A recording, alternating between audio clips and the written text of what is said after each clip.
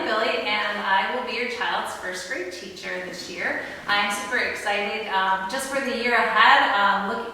Looking forward to meeting kids that will be here in the classroom with me and those of you that at home, and hopefully starting to see a lot of you come in throughout the year. But we are ready here at Calvary to serve you here in the classroom and at home. We've got lots of plans in place, and I'm sure things will come up as we go that we'll tweak things, we'll make things work.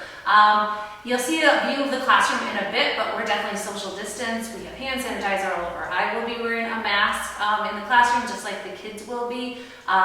So just so you know and feel comfortable, and those of you that at home will be watching, and you'll see it in action. So I'm super excited for that, and just different, and I think it's going to be great.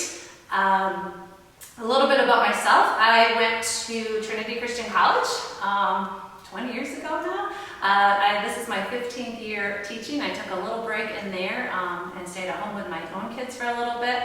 My husband, Scott, and then I have 3 kids.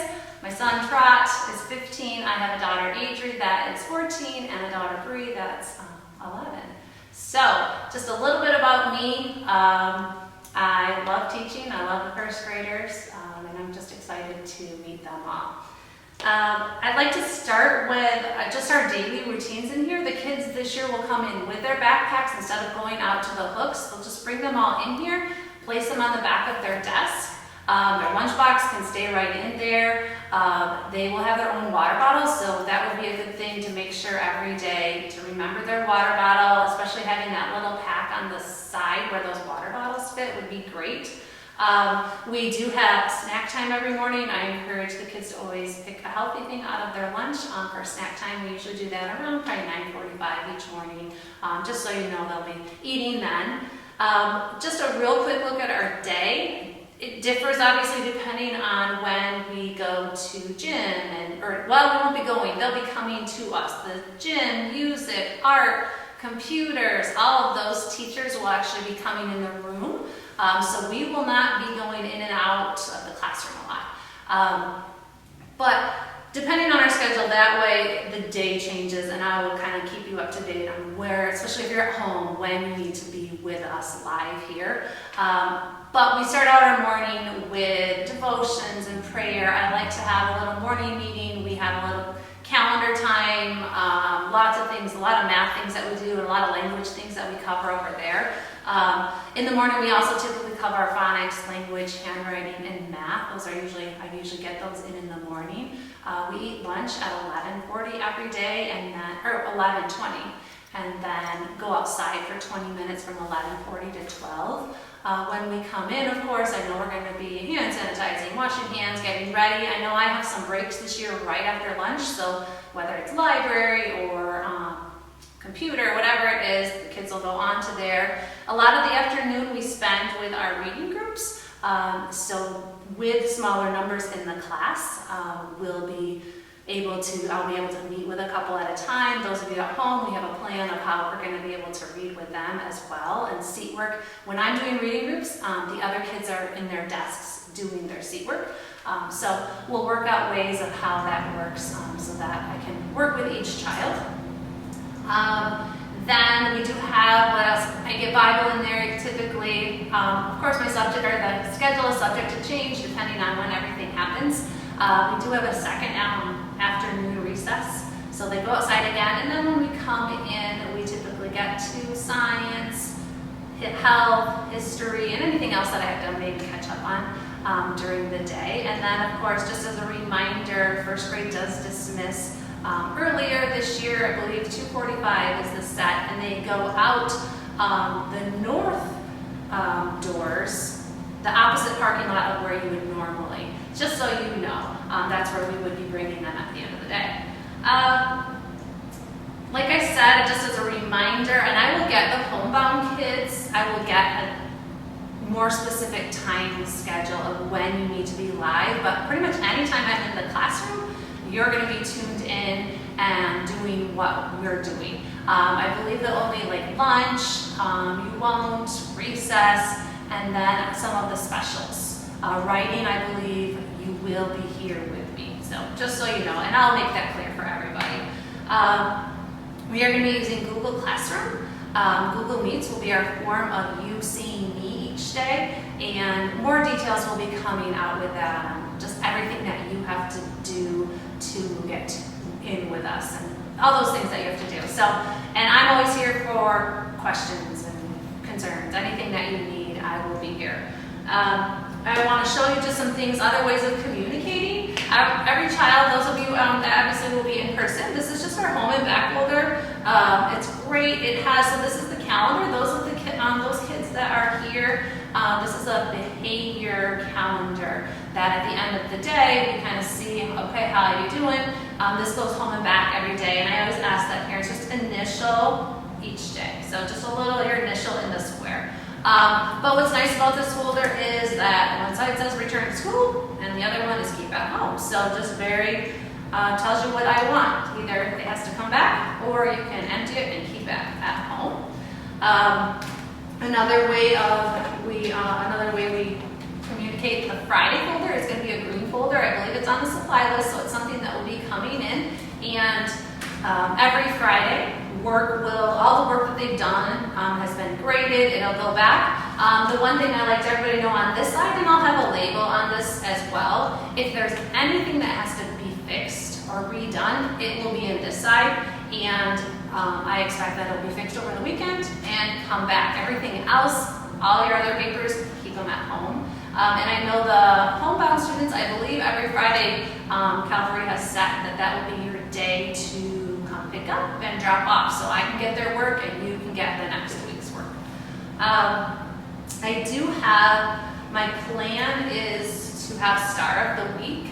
It's just a little poster. I have it over there. You'll see it probably when you pan the room. Every kid gets a chance to be a Star of the Week. I'm trying to figure out right now the homebound kids, of course they're going to get their chance, but I would love if the plan is for them to be able to come back in the classroom to be able to enjoy that when they're at home or when they're back at school. So that's just a little detail that I want to make sure they're all going to have a chance to be Star of the Week. I'm hoping that they can do it when they're in the classroom. Let's see. So another thing I have in the classroom is, I'll move this a second. This is kind of how I do my behavior management. It's a clip chart, and each child will have their own clip. They all start on ready to learn for the day, and they can move up. They get to click up, or they can click down.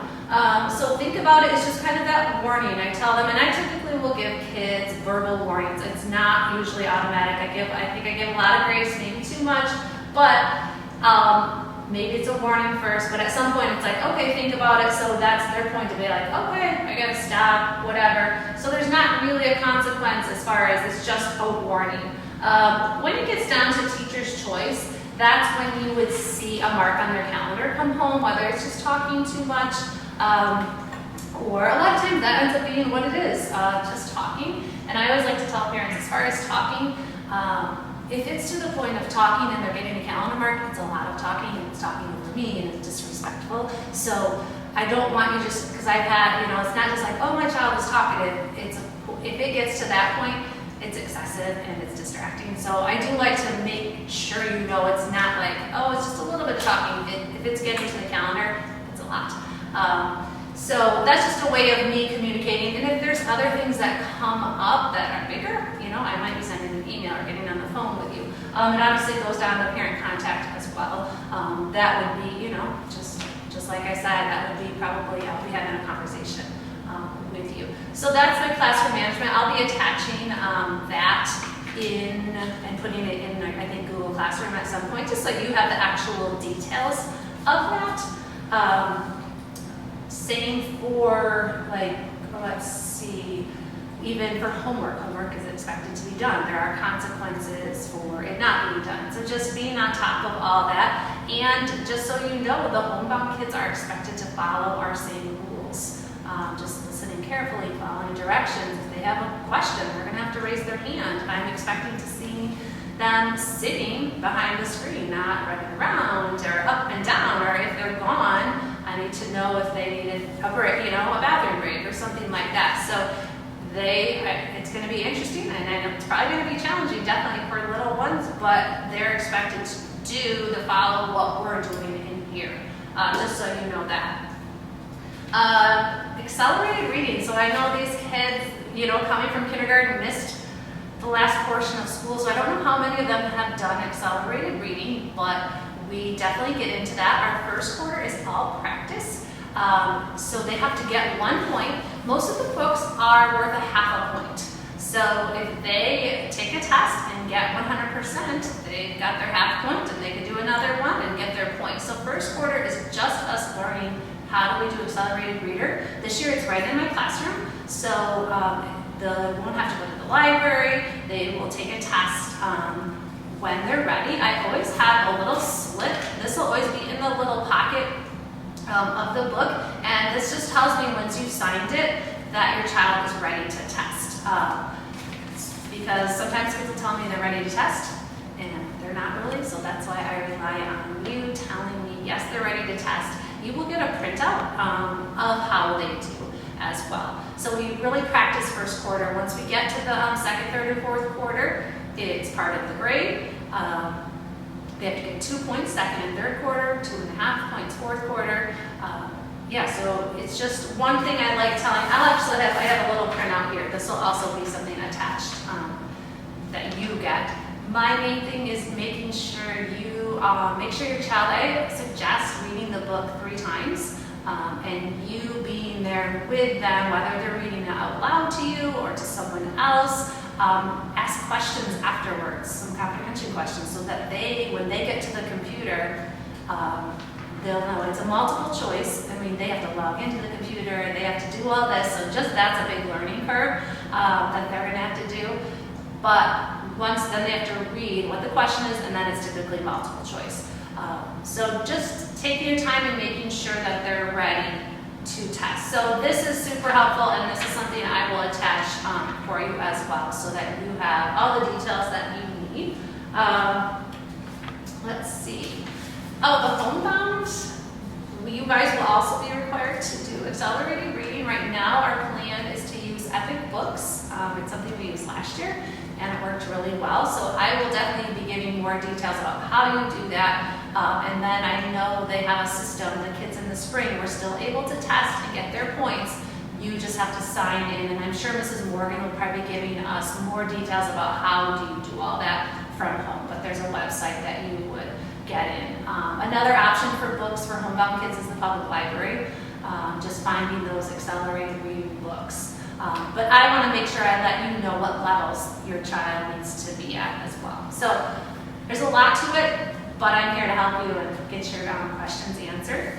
Another thing about first grade, different from kindergarten, is we start grading their work. They actually get letter grades in first grade. We have a grading scale. I know in kindergarten they didn't, so that's always a big thing. I grade their work and their tests, and they'll get letter grades. And you'll see that in that Friday folder, the things that are all the work is checked. Not every single, so you'll just start to see that. So you'll have an idea too of how your child's doing, because you're going to be getting their tests back and their worksheets and things like that. So just so you know that there's letter grades in first grade. Like I said earlier with the Friday folder, if it's something that they struggled with, then I usually put a check mark on it, and it's something that needs to be fixed at home and returned.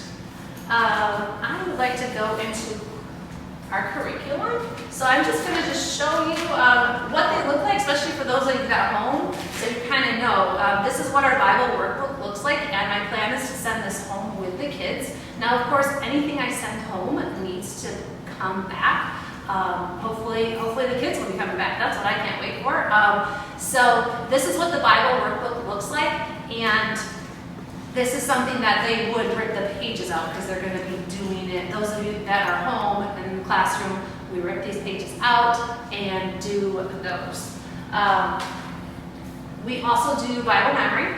I will send home Miss Grace and I, she's the other first grade teacher. We do it differently. Usually we'll do something a couple weeks at a time, and that's something I will send home with you as well. The first one is 1 John 3, verse 1. It's how great is the love the Father has lavished on me, that we should be called children of God, and that is what we are. So that'll be the first thing to do, and we're going to give them 2 weeks, I believe. How I do that is the kids typically just come back to me and recite it for me. Those of you that are home, I will probably just take a few minutes at some point and unmute and say, all right, I want to hear your Bible memory, and that's a graded thing as well. So just so you know, but it's typically we do, sometimes we do like one of the months I believe is Psalm 23, so we take a whole month to memorize that.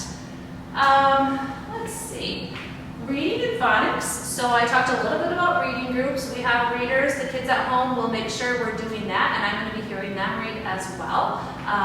But we'll be doing our readers. That's also our time for seat work when they're doing independent work.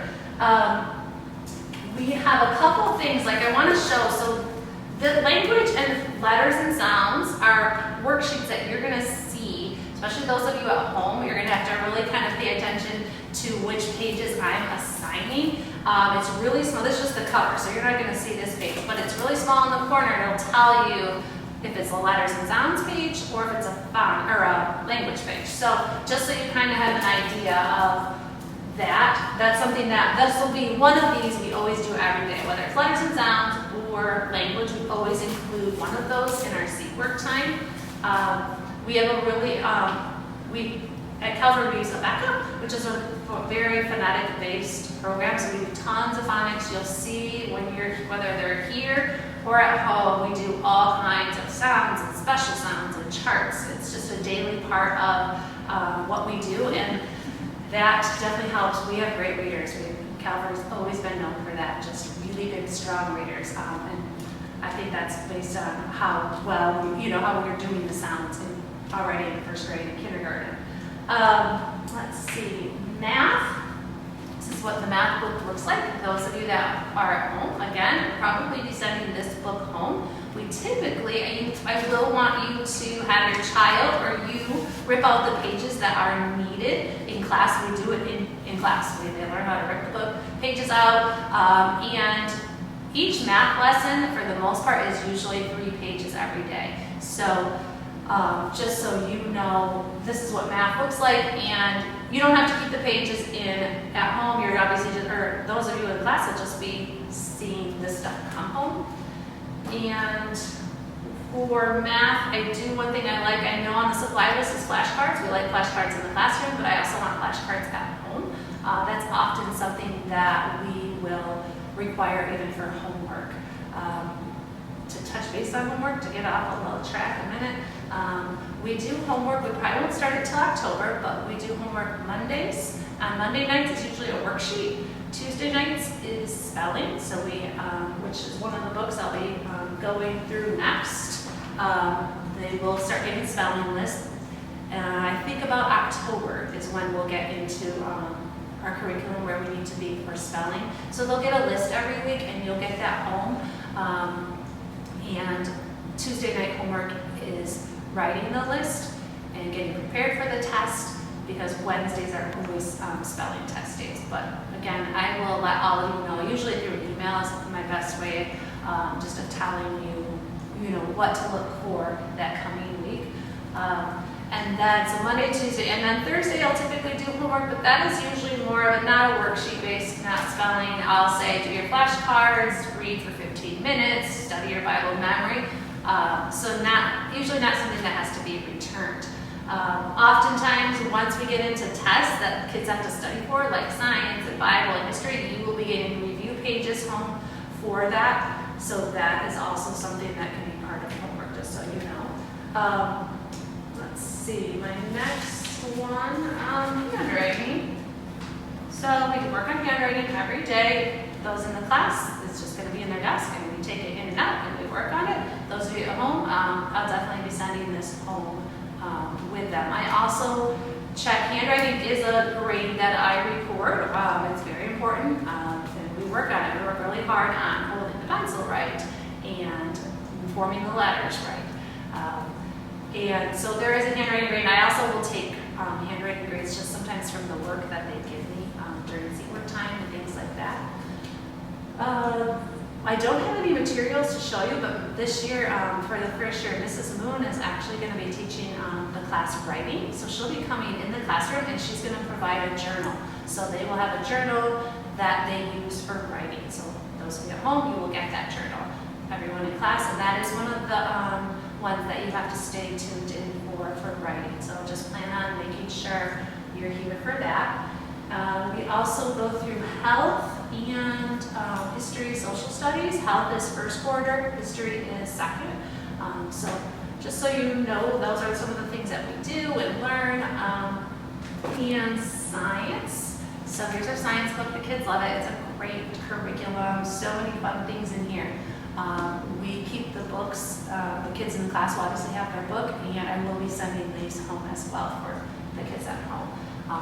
And whatever plan I have to do for science that day. Let's see, I think that's about it. Let me think if there's anything else that I forgot. Little random things, I guess kind of miscellaneous things. The dress code, so the kids at home are wearing their uniform and the kids at school. Girls, one of the things is white or burgundy socks. They have to be knee socks or tights. They're not ankle socks and no leggings. This goes for all of them. Usually once the weather gets colder, sometimes we layer. If you're going to layer, that's fine, but it's supposed to be white underneath, not a colored shirt. They need to wear gym shoes every day, and I like to remind girls to put a little pair of shorts on under the jumper. Makes everything easier out on the playground. All the kids should be able to tie their shoes. I know that's hard for some, but just working on it. And the boys need to be able to button up their pants and tuck those shirts in. That's a chore too, but just something that they have to do. Hopefully, even you've been working with the masks with kids and being able to, they're going to be expected to wear their mask in the classroom. One suggestion I have would be if you're, just to send or keep in their backpack a couple of the the paper masks that if it gets yucky, and dirty during the day, that they would have a spare just in case the one that they have got yucky. So I believe that's all that I have for you. So I'm here for you. I'll be emailing you. You can email me, you can call me. Email's probably the easiest, but whatever way you want to get in touch with me will be great. All right, I'm looking forward to seeing you all. Thanks. Bye.